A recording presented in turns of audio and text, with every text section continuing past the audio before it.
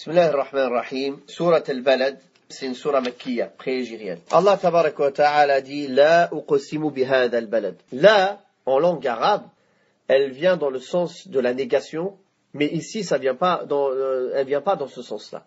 Ici, c'est pour attirer l'attention.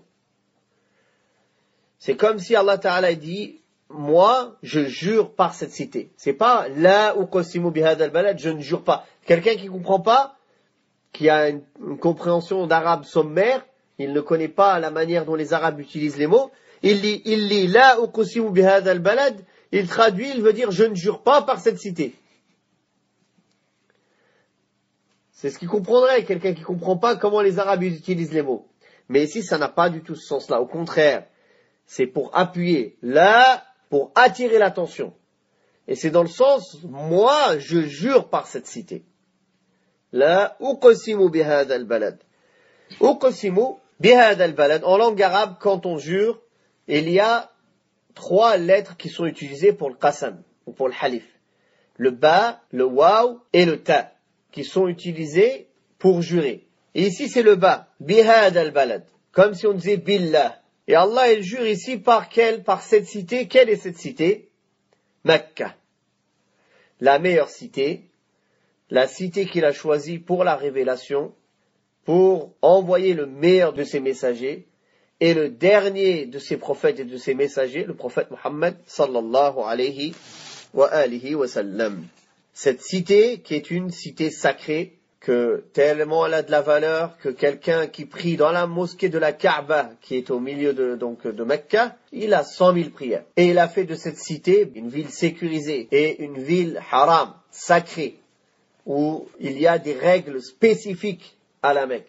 Donc c'est pour montrer la valeur qu'Allah tabaraka wa ta'ala il a donnée à Mecca. C'est la meilleure terre qui existe au monde, et le meilleur endroit au monde, c'est Mecca. Wa anta hillum bihadha al-balad. Et toi, tu es résident dans cette cité. Donc quand Allah tabaraka wa ta'ala jure, je jure par cette cité, quand tu es présent dans cette cité, au moment où tu es présent dans cette cité, c'est-à-dire que déjà la cité elle a de la valeur, alors si le prophète sallallahu alayhi wa sallam est dedans, qui est le meilleur des hommes, la meilleure cité avec le meilleur des hommes. Et ça, c'est permis que à Allah de jurer par les créatures. Le prophète sallallahu alayhi wa sallam a dit, celui qui jure par autre qu'Allah, faqad kafar ou ashrak, il a mécru ou fait du polythéisme. Donc il n'est pas permis de jurer par autre qu'Allah, pour personne. Mais Allah, tabaraka ta'ala, lui, il fait ce qu'il veut. Il y a aussi 2 explications pour ce verset-là. Le premier dit, quand toi, tu es présent dans cette cité. C'est-à-dire, toi, quand tu es résident dans cette cité. Ça, c'est une explication. La deuxième explication, c'est quand on a rendu cette cité licite pour toi. Qu'est-ce que ça veut dire? Allah, tabaraka wa ta'ala, a rendu la cité de la Mecque sacrée. Sacré, en arabe, haram, ça veut dire sacré, ça veut dire illicite. D'accord? C'est-à-dire qu'il est illicite d'y faire pas mal de choses. D'y transgresser, de l'attaquer, d'y faire la guerre, etc. Donc, attaquer la Mecque, c'est interdit. Mais Allah Ta'ala, cette sacralisation, elle était toujours auparavant, et elle est toujours maintenant, il l'a rendu licite au prophète sallallahu alayhi wa sallam juste pour un moment, le jour de la victoire de la Mecque. Et le prophète sallallahu alayhi wa sallam lui a dit, on m'a rendu licite un moment de la journée, et elle redeviendra illicite juste après. C'est-à-dire que ça, c'est spécifique au prophète sallallahu alayhi wa sallam, pour que la Mecque devienne terre d'islam. Et ça, donc, c'est une des explications du sens wa anta hillum bihadha al-balad, c'est-à-dire, je jure par cette cité, au moment où elle est devenue licite pour toi. C'est-à-dire, c'est devenu licite pour toi de l'attaquer et de la conquérir. Et c'était spécifique au prophète sallallahu alayhi wa sallam, et c'est au moment de la victoire de la Mecque. Wa walidin wa ma walad, et par le père et ce qu'il engendre. Certains savants ont dit que ça veut dire qu'Allah Ta'ala il jure par Adam et par sa descendance. D'autres ils disent par le père et ce qu'il engendre en général. Tout être vivant, même les animaux. Car il y a, subhanallah, vraiment un signe d'Allah subhanahu wa ta'ala dans la création. Comment d'un homme ou d'une créature ou d'un animal, puis d'une goutte d'eau, il y a un enfant qui naît. il respire, il parle d'une goutte. Donc Allah Ta'ala nous interpelle pour réfléchir et pour méditer sur ces signes-là. وَوَالِدٍ وَمَا وَلَدَ لَقَدْ خَلَقْنَا الْإِنسَانَ فِي كَبَدٍ. Nous avons certes créé l'être humain fi kabad. Il y a deux explications pour kabad. لَقَدْ خَلَقْنَا الْإِنسَانَ فِي كَبَدٍ. Le premier sens de kabad, c'est mustaqiman. Le même sens que dans Surat Tin, لَقَدْ خَلَقْنَا الْإِنسَانَ فِي أَحْسَنِ تَقْوِيمٍ. Sous sa meilleure forme. Ça, c'est le premier sens de لَقَدْ خَلَقْنَا الْإِنسَانَ فِي كَبَدٍ. On l'a créé sous sa meilleure forme. Debout, parfait, la tête en l'air, des yeux, un nez, une bouche, il respire. Regardez les autres créatures, elles sont comment? La tête vers le sol. Qui est la créature qui marche la tête en l'air? L'être humain. Pourtant, il n'est pas le plus fort de toutes les créatures. Combien de créatures qu'Allah a créées, elles sont beaucoup plus fortes que l'être humain. Non. L'autre explication de laqad khalaqna al-insana fi kabad, ça veut dire dans le sens une lutte, une fatigue. Allah a créé l'être humain pour subir de la peine, de la difficulté. Il subit de la peine et de la difficulté dans ce monde pour toute chose. Il subit de la peine et de la difficulté pour se nourrir. Il doit aller chercher la nourriture. Il doit travailler. Il doit suer. Il subit de la peine et de la difficulté dans l'épreuve de laquelle il vit dans ce monde, avec son âme bestiale, de devoir combattre son âme, qui la pousse vers le mal et lui il doit la tirer vers le bien. Il vit de la peine et de la difficulté en pratiquant certains ordres religieux. Il y a de la difficulté physique parfois dedans. Parfois, il y a une guerre en toi-même. Donc, il est dans une lutte, dans une difficulté, cet être humain. C'est ça la lutte. El kabad dans le sens de la lutte. Et cette peine et cette difficulté, elle le suit jusqu'à sa mort pour le croyant. Mais pour le mécréant, elle le suit même après la mort. Et cette peine et cette difficulté, elle ne fera qu'accroître éternellement en enfer. Amma le croyant, il va la laisser dans le dunya. Si c'était un croyant qui mérite le châtiment, alors il la traînera avec lui un petit moment, puis elle le quittera définitivement pour qu'il soit au paradis éternel. Si c'est un croyant qu'Allah Ta'ala, à qui il a pardonné et il l'a accepté parmi les gens qui entrent au paradis directement, et qui ne subissent pas les châtiments de la tombe, dès le moment où il meurt, il sera, Inch'Allah, préservé de cette peine et de cette difficulté. Il la laisse en partant, en quittant ce bas monde, il la laisse dans ce bas monde. Qu'Allah nous fasse parmi ces gens-là. أَيَحْسَبُ أَنْ لَنْ يَقْدِرَ عَلَيْهِ أَحَدٌ. Croit-il que personne n'est capable sur lui?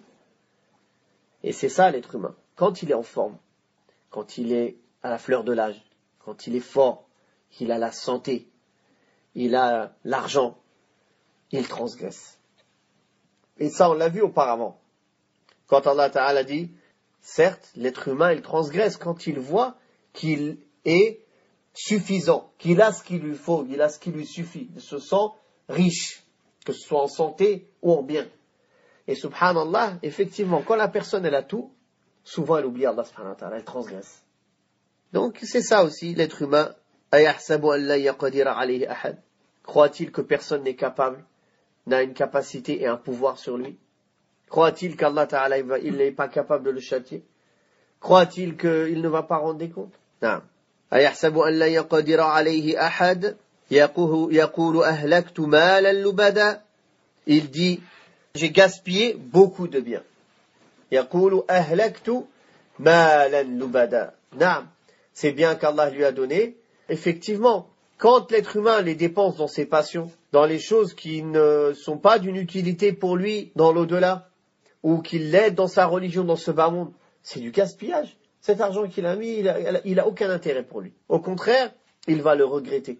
Tout argent qui est dépensé, tout bien et qui est dépensé dans autre chose qui pourrait nous être utile en notre religion, dans ce monde ou dans l'au-delà, c'est une dépense que l'on va regretter. Et c'est considéré comme du gaspillage. Non. Combien, subhanallah. Regardez tous ceux qui gaspillent l'argent dans le haram, ou qui gaspillent l'argent dans les futilités. À part le regret, est-ce qu'ils ont un autre sentiment? Ils peuvent que regretter cet argent dépensé. Mais le regret de l'au-delà est encore pire. Et d'ailleurs, vous savez tous que le messager d'Allah sallallahu alayhi wa sallam a dit dans le hadith sahih que le fils d'Adam ne passera pas le jour du jugement dernier avant d'être questionné sur 4 choses, ou dans une version sur 5 choses. Parmi cela, ses biens, son argent, d'où est-ce qu'il les a acquis, la manière dont il les a acquis et comment il les a dépensés. Et ici, l'être humain, il dit يَقُولُ أَهْلَكْتُ مَالًا لُبَدًا. Il dit, j'ai gaspillé et dilapidé mon argent. أَيَحْسَبُ أَن لَّمْ يَرَهُ أَحَدٌ. Croit-il que personne ne le voit quand il fait cela? Puis Allah Ta'ala lui rappelle les bienfaits qu'il lui a donnés. أَلَمْ نَجْعَل لَّهُ عَيْنَيْنِ. Ne lui avons-nous pas donné 2 yeux avec lesquels il peut voir et méditer?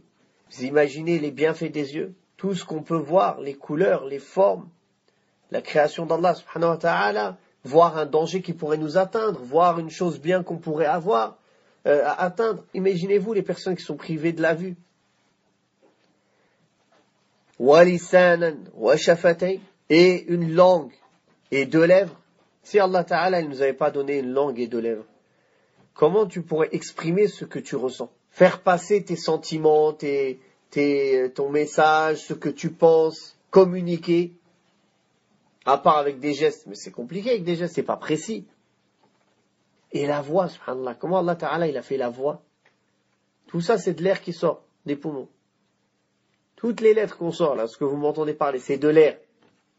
Comment tout ça c'est façonné en lettres et en mots compréhensibles. Et vous comprenez ce que je dis et je vous comprends.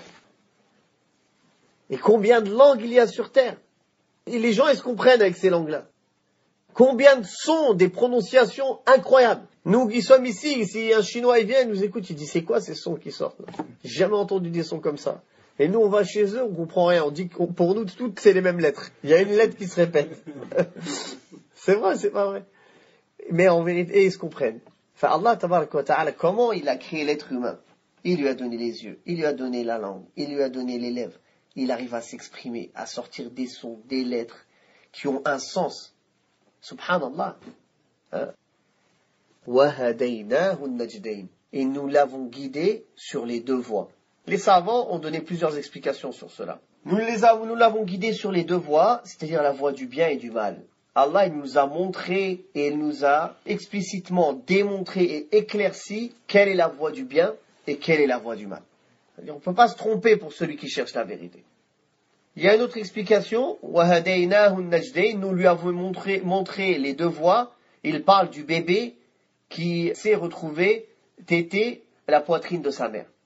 Comment il est dans le ventre de sa mère, il reçoit sa nourriture par un cordon. Et d'un coup il sort, il sait qu'avec sa bouche il doit aller téter le lait. Comment il sait ça?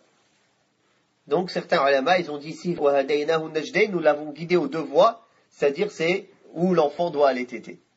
Non. فَلَقَتَحَمَ الْعَقَبَةِ.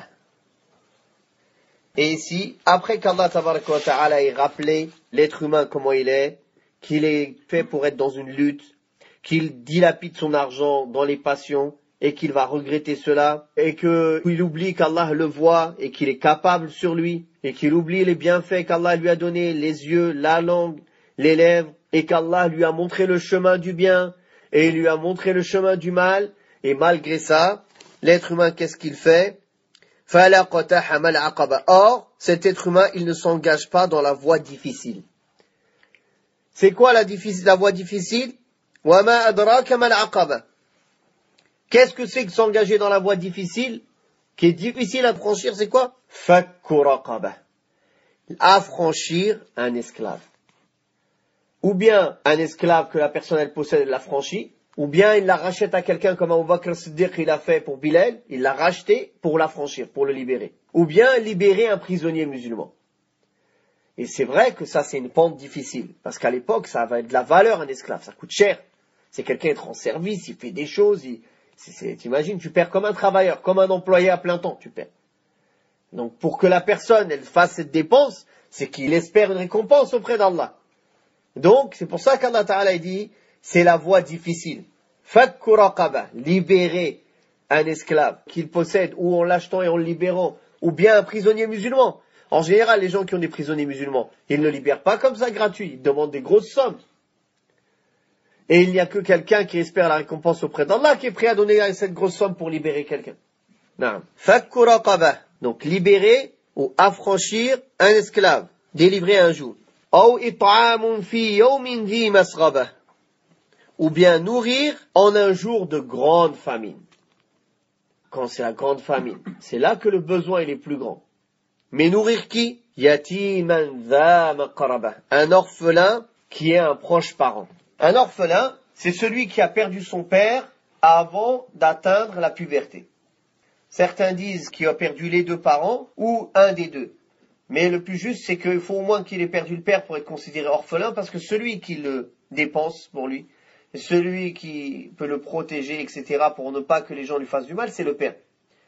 Donc en général, c'est quand le père part que les gens ils se permettent de faire du mal à un orphelin ou de s'en prendre à lui ou de s'en prendre à ses biens. Non. Et ici, Allah tabaraka wa ta'ala encourage à nourrir l'orphelin, à s'occuper de lui, un orphelin proche parent. C'est-à-dire que, comme le prophète sallallahu alayhi wa sallam nous a enseigné que la sadaqa que tu fais aux proches, elle a une plus grande valeur qu'une sadaqa que tu fais à quelqu'un de lointain. Car cette sadaqa que tu fais à quelqu'un de proche, elle a une double récompense. La récompense que tu fais une sadaqa et la récompense que tu lis les liens de parenté en même temps.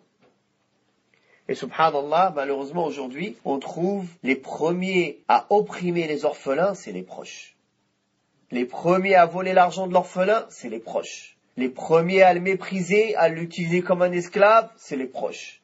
Les premiers à lui faire du mal, c'est les proches. Parfois, tu vois, les gens lointains, ils ont plus de miséricorde pour cet orphelin que le proche. Allahu al-musta'an. فَلَقَتَحَمَ الْعَقَبَةَ وَمَا أَدْرَاكَ مَا الْعَقَبَةُ فَكُّ رَقَبَةٍ أو إطعام في يوم ذي مسغبة يتيما ذا مقربة أو مسكينا ذا متربة. ذا متربة, c'est-à-dire qui ne possède que la terre, que la poussière, c'est-à-dire il a rien, dénué, il lui reste rien, ni pour lui, ni pour ceux qui sont à sa charge. أو مسكينا ذا متربة ثم كان من الذين آمنوا وتواصوا بالصبر وتواصوا بالمرحمة. Quel est l'état de cette personne? Pourquoi il fait tout cela? Il n'a pas fait cela juste pour gagner des liens avec les gens. Puis, il est parmi ceux qui ont cru et qui se conseillent mutuellement la patience et qui se conseillent mutuellement la miséricorde. Donc, ce qui l'a poussé à être ainsi, ce n'est pas juste pour être gentil avec les gens, mais c'est sa foi. Et c'est ça qui est le plus important. C'est que cette personne, elle croit en ceux que Allah tabaraka wa ta'ala lui a ordonné de croire. Croire en Allah tabaraka wa ta'ala, en ses anges, en ses messagers, aux livres révélés, au jour dernier et à la destinée bonne ou mauvaise qui vient d'Allah subhanahu wa ta'ala. Ça fait partie du iman, de faire les bonnes actions. L'iman, c'est ce qui est ancré dans les cœurs, et ce que la langue prononce et que les membres mettent en pratique. Tout ça, c'est l'iman. Et pour qu'une bonne action, elle soit acceptée, il faut obligatoirement qu'elle soit faite sincèrement pour Allah tabaraka wa ta'ala et conformément à la sunna du prophète sallallahu alayhi wa sallam. Quelqu'un peut avoir la plus grosse sincérité du monde, mais si ce n'est pas conforme à la législation islamique, cette action est rejetée par Allah tabaraka wa ta'ala. ثم كان من الذين آمنوا وتواصوا بالصبر, qui se conseillent mutuellement la patience. As-sabr, on en a déjà parlé. Qu'est-ce que ça veut dire la patience? C'est retenir son âme sur trois choses. Premièrement, sur l'obéissance d'Allah. Car l'obéissance, elle demande une patience. Car il y a une difficulté dans certaines obéissances, dans certains actes d'adoration. Il y a une difficulté, mais qui est supportable. Car si ce n'était pas une difficulté supportable, Allah Ta'ala ne l'aurait pas ordonné à tous les êtres humains. Ce n'est pas une difficulté qui est insupportable. C'est une difficulté supportable et acceptable. Mais il y a quand même une certaine difficulté. Il y a un combat de la fainéantise. Il y a un peu de fatigue. Le jeûne, il y a un peu de fatigue dedans. La salat, il y a un petit peu de fatigue. Il faut aller faire les ablutions. Enfin, on va dire, il y a un combat de la fainéantise. Il n'y a pas de fatigue, mais un combat de la fainéantise. Que ce soit la zakat, il y a une difficulté. Il faut que tu sortes de ton argent. Le hajj, physiquement, c'est difficile. Ceux qui ont fait le hajj, ils savent ça. Physiquement, c'est difficile. Puis financièrement, il y a une difficulté. Donc, l'obéissance, elle demande une patience. Quelqu'un qui n'est pas patient, il ne pourra pas être obéissant. Quelqu'un qui pour n'importe quelle chose, n'importe quelle chose elle l'arrête, il ne pourra pas être constant dans l'obéissance d'Allah subhanahu wa ta'ala. Les prophètes, ils ont été ordonnés de transmettre le message. Ils ont supporté, ils ont subi des insultes, des attaques. On a essayé de les tuer, de les empoisonner. Et il y en a, ils ont été blessés. Il y en a, ils ont été tués. Ils n'ont pas arrêté de faire leur travail, de combattre sur le sentier d'Allah, de transmettre le message d'Allah subhanahu wa ta'ala. S'ils n'avaient pas de patience, ils n'auraient pas été constants dans l'obéissance d'Allah. Donc la patience, c'est nécessaire pour obéir. Donc la première sorte de patience et la plus élevée, c'est patienter dans l'obéissance d'Allah. Passer d'une obéissance à une obéissance. Et rester constant dans les actes d'obéissance. Et ne pas faiblir dans les actes d'obéissance à cause de ce que l'on rencontre sur le sentier d'Allah comme difficulté. Ça, c'est la première patience. La patience, c'est aussi patienter vis-à-vis des interdits. Quand ton âme bestiale, elle t'appelle à faire un interdit. Quand tu as attiré à faire un interdit avec tes yeux, ou avec ta langue, ou avec tes oreilles, ou avec ton corps, alors tu patientes, tu te retiens. Tu retiens ton âme pour ne pas qu'elle passe à l'acte et qu'elle fasse ce qu'Allah tabaraka wa ta'ala déteste et réprouve. Ça, c'est la deuxième sorte de patience. La troisième sorte de patience, la troisième catégorie de patience, c'est patienter face aux destinées d'Allah tabaraka wa ta'ala douloureuses. Quand une épreuve te touche, quand tu perds un proche, quand tu es touché par une maladie, quand tu es touché par une difficulté, quand tu es éprouvé par ta propre personne. Parfois, Allah Ta'ala t'éprouve par ta propre personne. T'es pas bien. Ton nefs, tu le supportes plus, ton nefs. Ton propre nefs, tu le supportes pas. Non, ça c'est en fait, en général, t'es éprouvé à cause de tes péchés. Quelqu'un qui en arrive à là, c'est que il a un grand nettoyage à faire. Non. Donc, face à ces épreuves-là, comment tu vas réagir? Est-ce que tu vas patienter?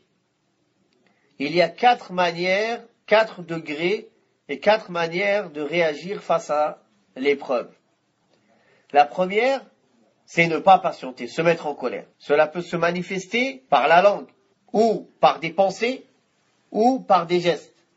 Par la langue, en insultant la vie, en insultant la situation, en disant des choses qui déplaisent à Allah subhanahu wa ta'ala. Comme quelqu'un, il dit, quelle vie pourrie. Quand il insulte la vie, il insulte qui en vérité? Qui dirige la vie? Qui a destiné ce qui va t'arriver? C'est Allah subhanahu wa ta'ala. Ou bien, avec son cœur. Il peut par exemple avoir penser du mal d'Allah. Par exemple, avoir une haine envers Allah. Pourquoi Allah il me fait ça? Astaghfirullah. Par exemple, il y a des gens, ils croient qu'Allah c'est son copain. C'est-à-dire, il a cru c'est comme Allah, ils n'ont pas compris qui est Allah subhanahu wa ta'ala. Ils n'ont pas donné de valeur à Allah subhanahu wa ta'ala. Il a une relation avec Allah comme si c'était une créature. Ah, pourquoi tu m'as fait ça? Bah, tu m'as fait ça, bah, je suis pas content. Allah, il dit, Allah al-Musta'an. Wallah, il y a des koufars, tu les entends, ils parlent comme ça. Mais qui t'es? Il y a makhlouk. Devant une créature de dunya, un président, etc., tu parles pas comme ça. Et tu parles comme ça du créateur, du roi des rois, subhanahu wa ta'ala. Il te détruit sur le champ, il engloutit l'univers, personne ne peut rien lui demander. Personne ne peut lui demander des comptes, subhanahu wa ta'ala. Comment tu penses? Non. Ou bien qu'il ait une mauvaise pensée dans son cœur, comme si Allah avait été injuste envers lui, qu'il ne méritait pas ce châtiment, qu'il ne méritait pas cette épreuve. Comment ça? Allah ta'ala, il est injuste. Allah ta'ala, il ne te fait pas, tout ce qu'il fait, c'est avec sagesse et justice, subhanahu wa ta'ala. Ou bien tu as mérité ça à cause de tes péchés, ou bien c'est une épreuve par laquelle Allah veut t'élever. Quoi qu'il en soit, c'est juste. Non. Ou la troisième manière, c'est de se fâcher avec ses membres. Se frapper le visage, s'arracher les cheveux, déchirer ses vêtements, casser la vaisselle, mettre des coups de poing dans les portes ou dans les murs. Voilà. Hein? Tout ça, c'est contraire à la patience. Hein? Donc si quelqu'un agit par l'une de ces manières-là ou ces manières-là combinées, c'est quelqu'un qui n'est pas patient et qui a mal réagi et qui, en plus d'être touché par l'épreuve, en agissant comme ça, il ne repoussera pas ce mal qui l'a touché. Ça change rien à la situation. Si ça change quelque chose, il a rajouté des péchés sur son compte. Voilà. Rien d'autre. Il a rien gagné dans cette histoire. Il a fait que perdre. Il a perdu cette chose qu'il vient de perdre, et en plus il s'est rajouté des péchés. Ça, c'est la première manière de réagir par laquelle il ne faut pas réagir. La deuxième manière, c'est le plus bas degré de patience.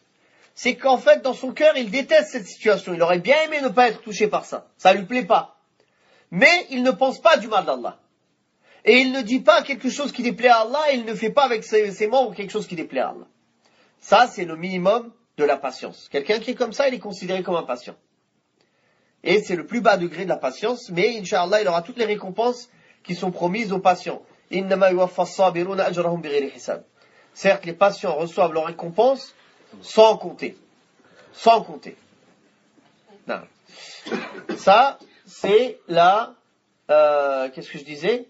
Ça, c'est la deuxième manière de réagir, et c'est le plus bas degré de patience. La troisième manière de réagir, c'est ar-rida, la satisfaction. C'est-à-dire que, avant que ce malheur le touche, ou après, c'est pareil pour lui. Ça ne lui fait rien. Et le prophète sallallahu alayhi wa sallam a parlé de cette personne, quelle récompense elle aura. Faman radiya falahu ar-rida. Celui qui est satisfait, alors il aura la satisfaction d'Allah. Cette personne, elle gagne la satisfaction d'Allah quand il est satisfait de ce qu'Allah lui a destiné. Et il y a un degré encore plus élevé que cela, c'est qu'en plus d'être satisfait, il est reconnaissant et il remercie Allah. Comme le prophète sallallahu alayhi wa sallam faisait, il disait Alhamdulillah ala kulli hal. Quand il voyait quelque chose qui le déplaisait, il disait Alhamdulillah ala kulli hal. Et c'est pas étonnant, akhi. Comment ça? C'est pas étonnant, parce que si Allah t'a pris quelque chose, c'est qu'il va te donner mieux. Si Allah t'a pris quelque chose, c'est qu'il va préparer quelque chose de beaucoup mieux pour toi. À condition que tu patientes. Donc tu remercies Allah, car Allah il t'a préparé un grand cadeau. Et il te donne une grande récompense. Ce qu'il t'a pris, c'est insignifiant par rapport à ce qu'il va te donner. C'est insignifiant. C'est comme si quelqu'un vient et te prend 1 euro et te donne une mallette de 1 milliard d'euros. Tu t'énerves en plus. Au lieu de dire Barakallahu fik. En plus tu t'énerves. T'es pas content. Non, le croyant, il sait ça. Il a cette clairvoyance. Et il sait qu'Allah lui a préparé une récompense énorme pour cette épreuve qu'il vient de subir. Donc il dit Alhamdulillah. Combien de hadiths ils viennent parler de cela? Que quand une personne elle perd un de ses enfants et qu'il dit Alhamdulillah, Allah Ta'ala dit construisez un palais pour mon serviteur, appelez-le le palais de la louange au paradis. T'imagines la difficulté de perdre un enfant? Et Allah Ta'ala il dit vous avez pris de mon serviteur Thamarata fu'adihi, le fruit de son cœur. Ça veut dire Allah Ta'ala, regarde comment il appelle l'enfant, le fruit de son cœur. Et après il demande qu'est-ce qu'il a dit mon serviteur?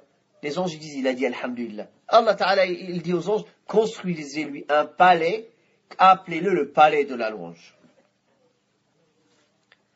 La personne qui a cette clairvoyance, qui sait cela, qui sait que cette vie-là c'est un passage, qui sait ce qu'Allah Ta'ala lui prend, ce n'est que pour lui donner mieux, mais à condition qu'il patiente. Alors il ne peut être que reconnaissant envers Allah subhanahu wa ta'ala. Il dit Alhamdulillah. Mais malheureusement, l'insouciance, elle a envahi nos cœurs. Les péchés, ils ont noirci nos cœurs. On est occupé dans les distractions et dans les plaisirs et dans les délices. Et on a oublié qu'est-ce qu'on faisait sur cette terre.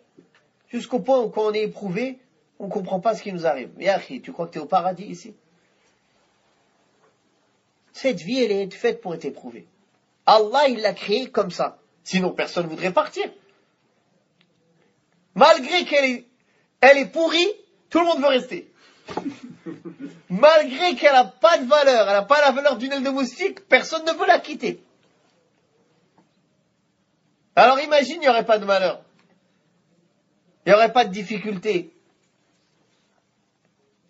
Non. Donc le musulman, il sait cela. C'est pour ça qu'il est pressé de retrouver sa vraie demeure. Sa vraie demeure, qui est, Inch'Allah, le paradis.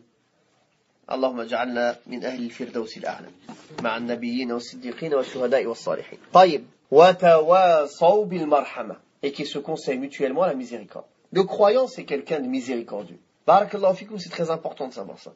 La miséricorde, beaucoup de gens mélangent ces choses-là. Ils ne font pas de différence entre l'amour, l'alliance, le désaveu et la miséricorde. On peut détester quelqu'un et avoir de la miséricorde pour lui. C'est-à-dire qu'il faut bien comprendre cela. Parce que nous, on a eu l'habitude de vivre avec juste tes sentiments. Tu me fais du bien, t'es mon meilleur ami, sans compter. On dépasse toutes les limites, oh, machallah. Demain, il me dit un mot de travers, c'est devenu mon pire ennemi. On suit les sentiments, on fait n'importe quoi avec lui, on dépasse toutes les limites. L'islam est venu régir toutes ces choses-là. Régir même l'amour et la haine. Qui tu as le droit d'aimer, qui tu n'as pas le droit d'aimer. Comment tu dois aimer. Comment tu dois détester. Et tu peux très bien détester quelqu'un et avoir de la miséricorde pour lui. Et lui vouloir du bien plus que sa propre mère, elle veut du bien pour lui. Comme le prophète sallallahu alayhi wa sallam. Le prophète sallallahu alayhi wa sallam, il détestait les kuffars et le kufr dans lequel ils étaient. Mais il était miséricordieux avec eux. Il était patient. Il supportait leur mal. Il espérait leur guider. Vous comprenez ça? C'est pas parce que nous on dit qu'on déteste le kufr et les kuffars qu'on veut leur mal. On les déteste religieusement. On les déteste parce qu'Allah les déteste. Et on aime et on déteste pour Allah. Et on se désavoue d'eux pour Allah. Mais on espère leur guider. Même le prophète sallallahu alayhi wa sallam, il se consumait de chagrin pour leur guider. Il se consumait de peine. Ça lui faisait du mal, tellement il espérait leur guider. Sallallahu alayhi wa sallam. Donc c'est deux sentiments qu'on peut joindre. C'est pas parce qu'on déteste quelqu'un qu'on doit être injuste envers lui. Allah tabaraka wa ta'ala dit, Allah ne vous a pas interdit d'être bon et juste avec ceux qui ne vous combattent pas dans votre religion et qui ne vous sortent pas de vos demeures. Car certes Allah aime les gens qui sont justes. Le prophète sallallahu alayhi wa sallam s'est désavoué de celui qui fait du mal ou qui fait couler le sang d'un mécréant qui est sous un pacte avec les musulmans. Un pacte de paix avec les musulmans ou un pacte, on lui a donné la garantie qu'on ne lui faisait pas de mal. Donc on peut très bien joindre ces deux sentiments-là. Détester pour Allah, se désavouer d'eux totalement pour Allah subhanahu wa ta'ala et espérer leur guider. Et avoir de la miséricorde pour eux. Le musulman a de la miséricorde même pour un animal. Pourquoi il n'aurait pas de miséricorde pour un être humain? Une femme, elle est entrée au paradis parce qu'une femme, baria, une prostituée, elle a eu de la miséricorde pour un chien, elle lui a donné de l'eau du puits dans sa chaussure, Allah il lui a pardonné ses péchés, elle est entrée au paradis. Ça c'est la miséricorde pour un chien.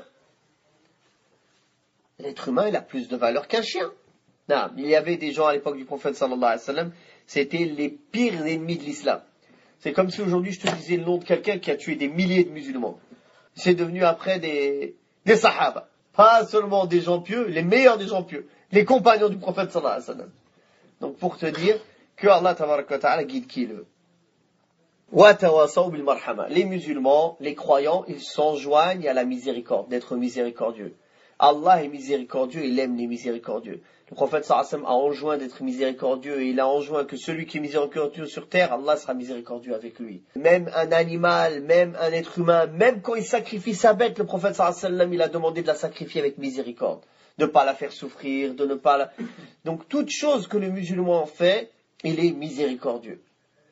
Ulaika ashabul maymana. Voilà ceux qui ont donc toutes ces qualités-là, toutes ces caractéristiques, les gens de la droite. Les gens qui prendront leur livre de la main droite, qui auront un compte facilité et allégé. Ulaika ashabu al-maymana, ashabul yamin. Allahumma ja'alna minhum, ja'alna min al-muqarrabin. Ashabul yamin, ma ashabul yamin. Allah tabaraka wa ta'ala, il te dit, wa ashabul yamin, ma ashabul yamin. Les gens de la droite. Et qui te dira qui sont les gens de la droite? Et il dit dans tous les délices dans lesquels ils seront au paradis, ceux qui prennent leur livre de la main droite, qui seront vraiment les vrais gagnants. Voilà, c'est pas quelqu'un qui a gagné au marché, qui a gagné au sport, ou qui a gagné je ne sais où, il a rien gagné. Miskin. Il a gagné de retourner à la case départ pour rattraper le temps qu'il a perdu dans ça. Sauf si c'est pour un khir, c'est pour, alhamdulillah, mubahat, quelque chose qui l'aide pour sa religion. garder la santé, quelque chose qui est dans le halal. Mais sinon, c'est pas un gain en soi. Puis Allah Ta'ala parle des autres. وَالَّذِينَ كَفَرُوا بِآيَاتِنَا هُمْ أَصْحَابُ الْمَشْأَمَةِ. Et ceux qui ont traité de mensonges ou qui ont mécru en nos signes, voilà les gens de El-Mash'ama. El-Mash'ama, c'est les gens de la gauche, ou ça vient de Shu'um aussi, les gens du malheur, les gens qui seront dans la perdition et qui prendront leur livre de la main gauche Yawm al-Qiyamah et qui seront parmi les perdants. Alayhim narum mu'sada. Ils auront sur eux, ou pour eux, un feu dans lequel ils seront enfermés. C'est des prisons, c'est pas des prisons en fer, c'est des prisons de feu. نسأل الله السلامة والعافية وصلى الله على محمد وعلى آله وصحبه وسلم والحمد لله رب العالمين.